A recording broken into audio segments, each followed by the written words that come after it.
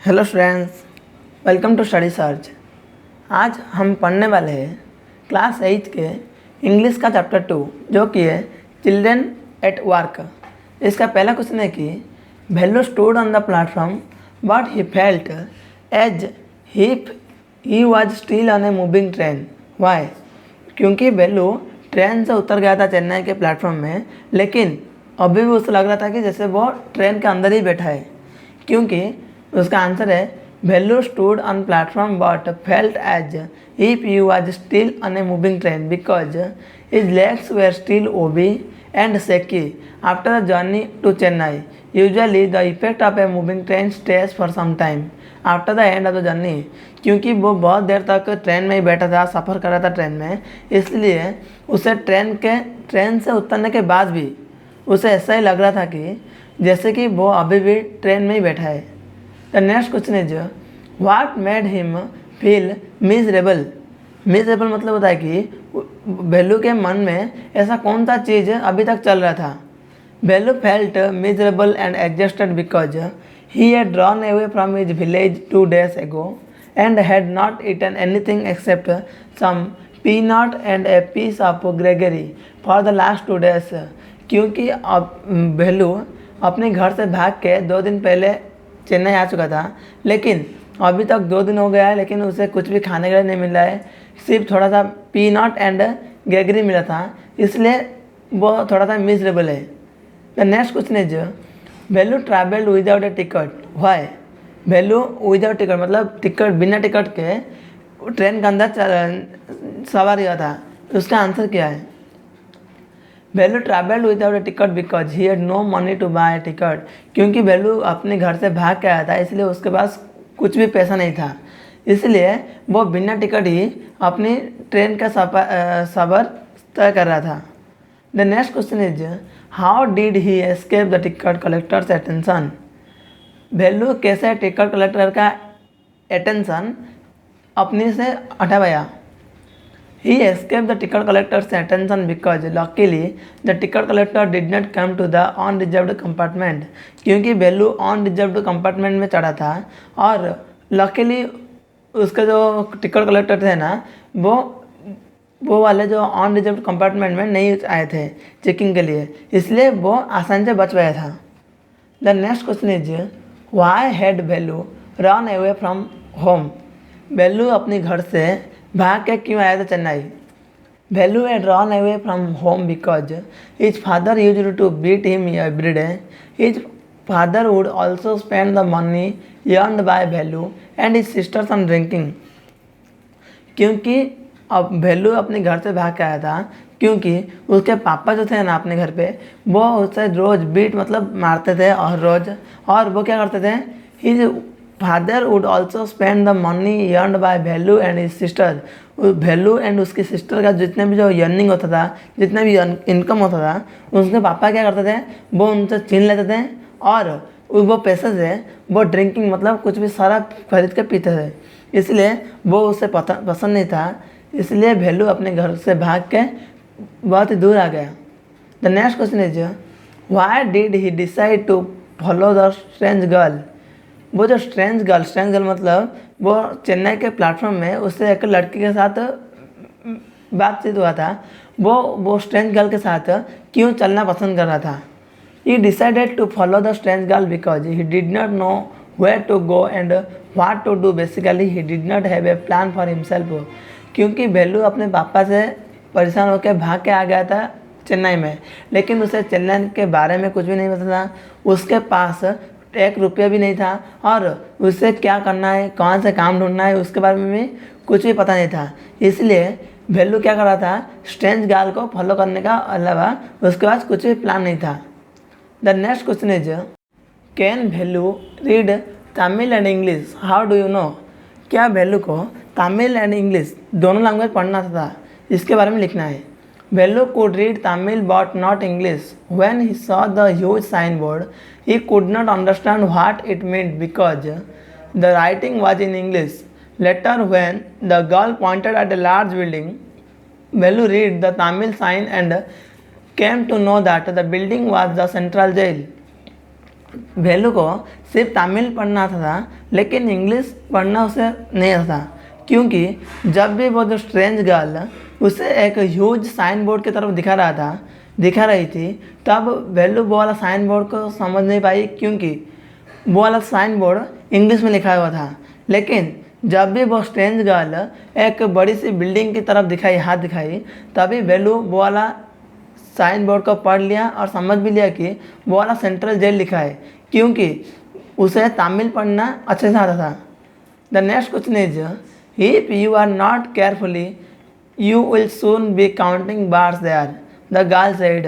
अगर तुम केयरफुल नहीं रहोगे तो तुम्हें क्या करेंगे, काउंट मतलब वो जो पुलिस जेल सेंट्रल जेल दिख रहा है उसके अंदर डाल देंगे। The girl said, what is she referring to? She मतलब अगर तुम सावधान नहीं रहोगे तो उन्हें कहाँ पे डाल देंगे? सी मतलब she was referring to the central jail. वो गर्ल स्ट्रेंज गर्ल वैल्यू को सेंट्रल जेल के बारे में बता रही थी। The next question is, what does she mean when she says if you are not careful? अगर वो जो स्ट्रेंज गर्ल बोल रही थी कि अगर तुम सावधानी में नहीं रहोगे, if you are not careful, इसका मतलब क्या है? When she said, if you are not careful to Bellu, she meant that he could not get caught. All he could do to stay away from jail was to not do something stupid and get caught by policemen. The next question is, where did the girl lead Bellu to? वो girl Bellu को कहाँ पे लेके गई थी? The girl lead Bellu to Shri Rajeshwari Prasanna Kalyana मंडप. A wedding was taking place there. She took him behind the hall near a big garbage bin that was overflowing with rubbish. बेल्लू को वो जो स्ट्रेंज गर्ल काम लेके गई थी, राजराजेश्वरी प्रसन्न कल्याण मंडप पे लेके गई थी.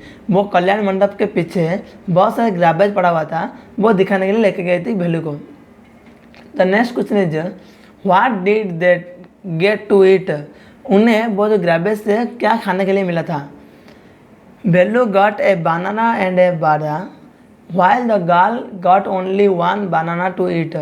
बेल्लू को क्या क्या मिला था? एक बनाना मिला था एंड एक बादा मिला था, लेकिन वो जो गर्ल को क्या मिला था? सिर्फ एक बनाना मिला था. The next question is, what work did she do? Think of one word answer. वो बेल्लू को एक कैसा काम मिला था? एक वन वर्ड में लिखना है आंसर, क्योंकि बेल्लू गया था कहाँ पे? ग्राबेज के पास गया था, इसलिए she was a Rick picker. क्योंकि वो जो एक गर्ल एक रिक पिकर मतलब कूड़े उठाने वाले, कचरा उठाने वाले एक काम कर रहा था, इसलिए बेल्लू को भी वो क्या काम दिखा रही थी? वो रिक पिकर मतलब कचरा उठाने के काम ही दिखा रही थी. The next question is, what material are the strange horse made out of? कौन सा चीज़ वो स्ट्रेंज गर्ल कूड़े से निकल रही थी या फिर ढूंढ रही थी? The strange horse were made out of metal sheets tyre bricks wood and plastic. वो स्ट्रेंज गर्ल वो ग्राबेज से क्या ढूंढ रही थी? बहुत सारे मेटल का सीट जो जितने भी थे, tyre brick wood and plastic, ये सारे चीज़ वो कूड़े से निकल रही थी स्ट्रेंज गर्ल.